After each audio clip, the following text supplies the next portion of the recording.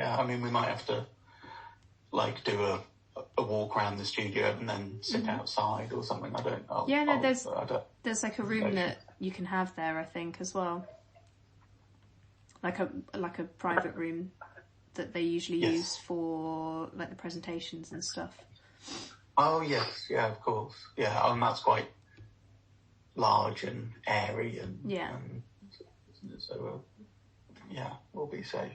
But no, it'll be good to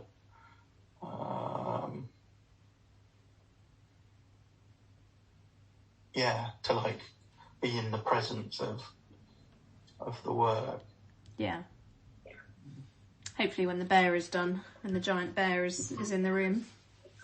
Yes. Yeah. Yeah. I feel like I'm going to meet the bear rather than see it. Yeah, even the little one has so much kind of presence. And I'm really, really anxious about casting it or firing it because I feel really attached to it. It's like a pet. It's like a friend. Could you take a 3D scan of it before it gets cast? I think what I'm going to have to do is make another one. Right. Because I just can't risk it. I might make a few and just like, so I can be a little bit less precious. And have more friends as well. That will be nice. Family. Yeah. Oh, that would be really cute. I mean, I don't know whether to make them all in the same pose though.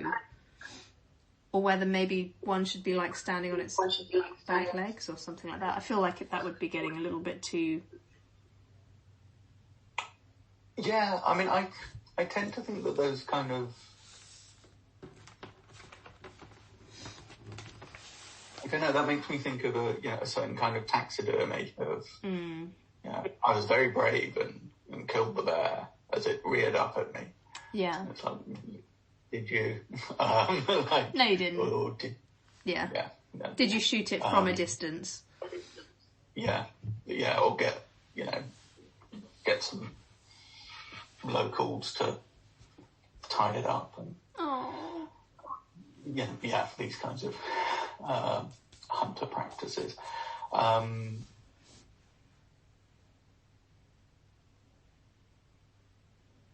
Yeah. Yeah, so I think certainly in terms of rearing up, it does seem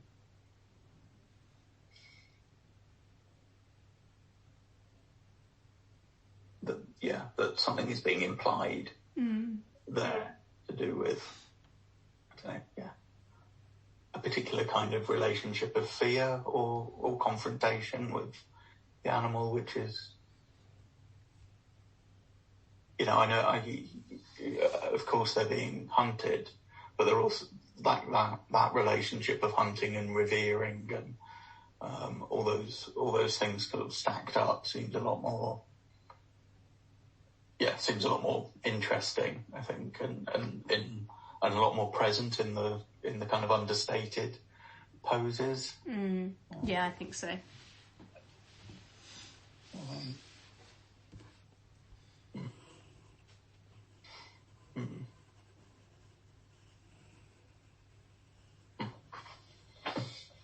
Yeah.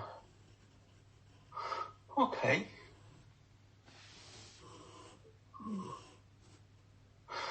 So, in terms of the extension, are you gonna? Yeah. How do I go about that? I think you just contact Tom. Tom. And say, Tom Groves. Okay.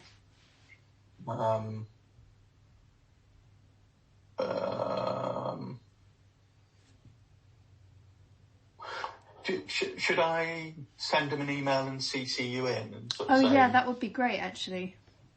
User about this, and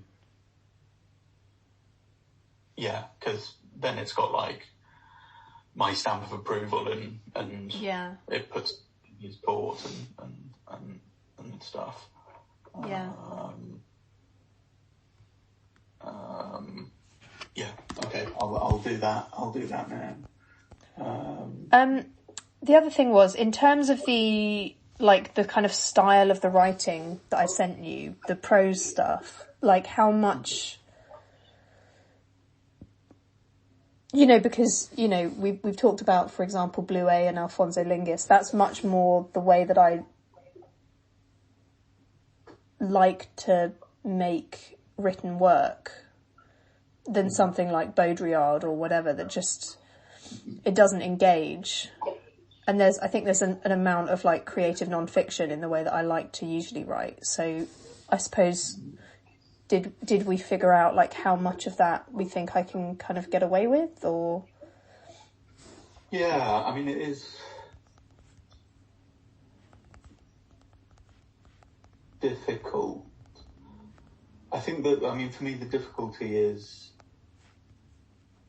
how to demonstrate those more obviously academic skills of, like, I read this and it said this, and here's a quote from it, and this is my analysis of it, or this is why I think it's useful. So to sort of like hit those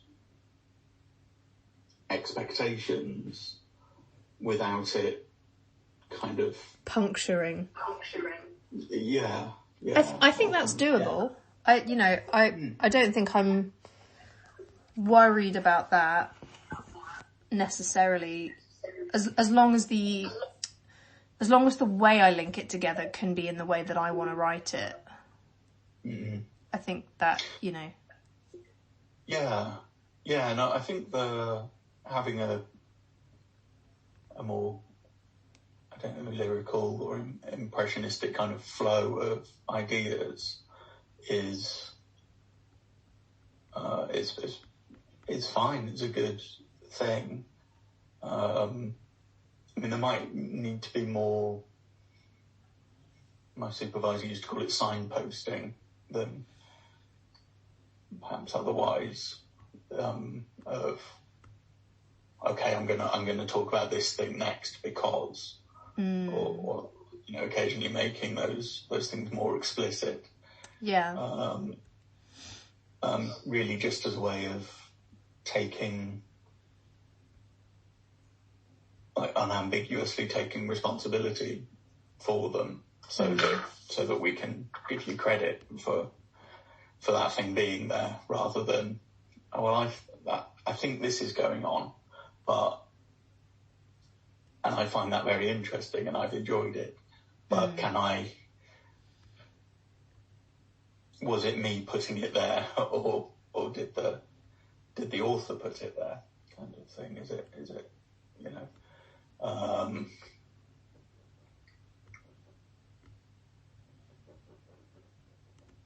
so that kind of issue, I suppose, with illusion, being that, am I being led to water, or have I stumbled across it? Right. Yeah, and I suppose the way I usually like to write is more of the stumble. I don't like to be so explicit, but maybe that's just, you know, I just change it for the hand-in. You know, I write it that way for the hand-in, and then if I want to use that piece of work for something afterwards, then I can always kind of remove those more. I think, I mean, I think they're the kinds of things that can probably be kind of dropped in afterwards. It's better to write how you write, and then maybe just like bookend the whole piece with a slightly more